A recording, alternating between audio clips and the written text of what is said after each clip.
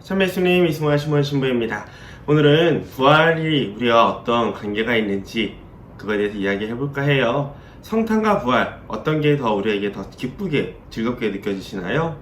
많은 사람들은 성탄절을 더 기쁘게 생각을 합니다. 우리나라 특징 때문이긴 한데 12월 25일이라는 날짜가 정해져 있고 또 그 당시에는 주일학교 학생들도 대부분 시험이 끝난 타임이고 그리고 한 해를 마무리하면서 가족들이 함께 보내기 때문에 성탄절 하면은 무언가 설레이는 그런 기쁨이 있겠죠.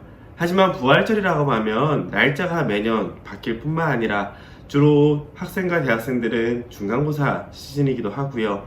또 회사에서도 1, 4분기가 끝나고 2, 4분기로 넘어가는 그 시기이기 때문에 많은 사람들이 아차 하는 순간 놓치는 그런 시간이 되기도 합니다. 그런데 그거 아실까요? 우리가 매주 주일 미사를 참석하는 것은 작은 부활절을 기념한다는 사실을 말이죠. 부활이라는 것은 예수님이 단순히 죽었다 살아났다라는 정도로 끝나는 것이 아닙니다. 그것이 담고 있는 의미는 예수님께서 사람으로 태어나셨지만 부활하심으로써 그분이 참으로 하느님이시다라는 것을 우리에게 알려주기 때문이죠. 예를 들어 예수님이 우리를 위해 십자가에서 못 박혀 돌아가셨지만 다시 살아나지 않으셨다면 우리를 사랑했던 뛰어난 선지자일 뿐 아무런 더 이상의 의미는 없습니다. 하지만 그분께서 부활하셨고 하늘로 올라가심으로써 우리들이 믿어야 될 참된 하느님이시라는 것을 알게 된 것이죠. 따라서 부활을 통해서 두 가지로 우리를 생각하시는데요. 하나는 부활을 통해 우리의 믿음이 시작될 수 있었다라는 것이고요. 또 하나는 우리의 정체성이 변화했다라는 겁니다. 부활 사건이라는 것이 예수님이 참 하느님이시라는 것을 드러내는 사건이기 때문에 이제 하느님 아버지와 우리는 한 형제 자매가 될 수 있던 것이죠. 그분께서는 당신의 제자들을 형제라고 부르셨고 예수님의 말씀을 살아가는 이들을 당신의 가족으로 받아주셨기 때문에 우리 역시 어떻게 하면 구원을 받을 수 있는지에 대한 확신을 가지게 됩니다. 때문에 성탄 사건은 우리를 향한 하느님의 사랑을 느낄 수 있다면 부활 사건은 우리의 믿음의 시작이며 우리 삶의 방향성이 잡힌 놀라운 사건이라고 보시면 될 거예요. 그렇기 때문에 우리가 매주 주일마다 부활을 기억하는 것은 우리를 위한 그리고 우리 믿음의 삶의 방향성을 그리고 하느님에 대해서 우리를 가족을 받아주신 그 섭리와 자비에 감사드리는 그래서 우리가 어떻게 살아야 되는지를 다짐하는 시기라고 보시면 될 겁니다. 자, 그래서 저는 가끔씩 친구들한테 물어봅니다. 주일학교 친구들한테 성탄이 중요할까요? 부활이 중요할까요? 전에도 한번 말씀을 드렸지만 성탄은 태어나지 않으셨으면 부활이 있을 수가 없고 부활하지 않았으면 믿음이 시작될 수는 없습니다. 그렇기 때문에 두 개 다 중요하다라고 하지만 엄밀히 말하면 부활 사건, 우리의 믿음이 시작한 사건이기 때문에 부활 사건이 더 중요하다라고 말을 하는 편이에요. 자, 여기까지 생각한다면 부활이 우리에게 우리 신앙인으로서 삶에 굉장히 중요하다는 것을 어느 정도 감지할 수 있을 겁니다. 그러면 부활의 증거로 무엇을 줄 수 있는지 또 그러면 우리 예수님이 부활하시기 전에 있던 영혼들, 우리의 선조들은 어떻게 되는 것인지 한번 이야기를 나눠보도록 할게요. 예수님께서는 단순히 심판하시는 분이 아니라 우리를 사랑하시는 분이시며 자비로운 눈으로 우리를 지켜봐 주는 분이시죠. 그렇기 때문에 그분의 부활을 우리는 기뻐합니다. 하지만 사람들은 의심을 해요. 예수님이 부활했다는 증거가 무엇이냐? 혹시 너네들이 조작한 것은 아니냐?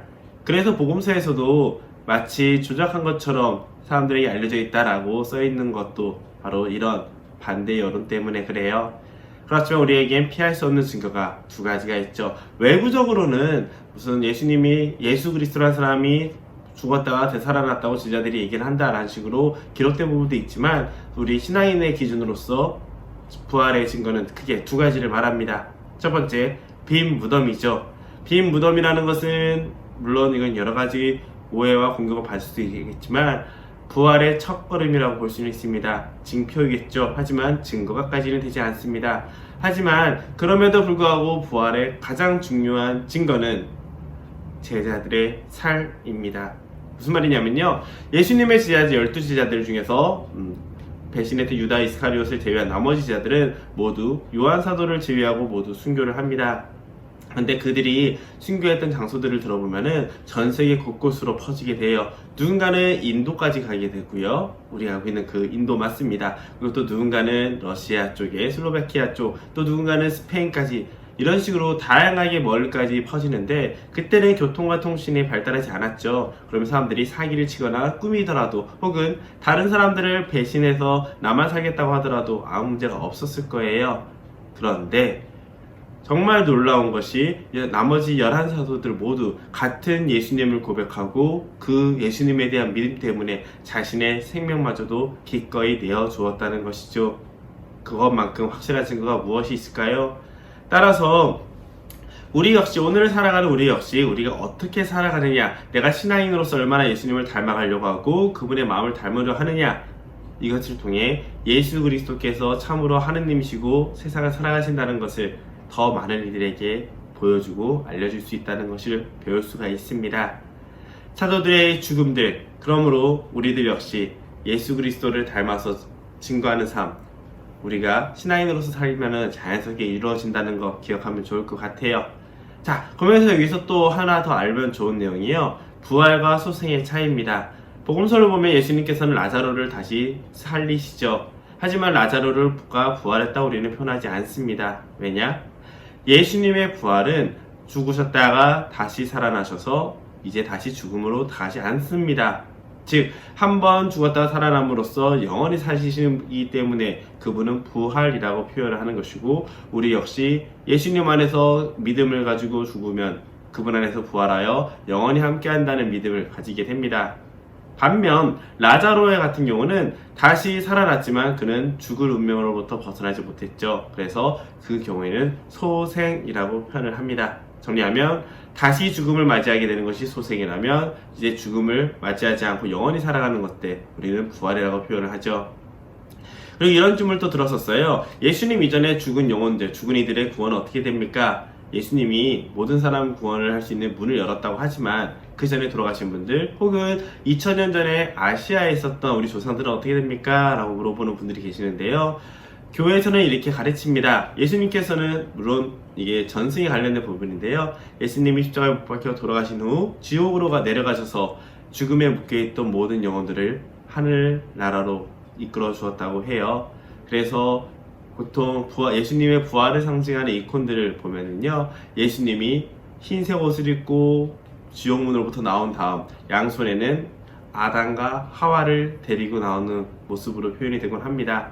그것은 그만큼 우리 예수님을 모르고 죽었거나 예수님 이전에 죽었던 모든 이들에도 하느님께서는 구원의 영광을, 하늘나라의 문을 열어주셨다는 것을 알려줄 수 있겠죠. 그렇기 때문에 우리가 할 수 있는 것은 지금 살아가면서 예수님을 닮아가는 것이고, 지금 부활을 자주 기억하면서 예수님의 부활을 기억하면서 나의 정체성과 삶의 방향을 잡는 것이며, 또 이미 돌아가신 분들을 위해서 기도하는 것이 중요하겠죠. 자, 오늘 이렇게 우리에게 부활이 어떤 의미가 있는지 한번 이야기를 나눠봤습니다. 오늘 또 들어주셔서 감사드리고요. 늘 즐거운 신앙생활 할 수 있기 바랍니다. 들어주셔서 감사합니다.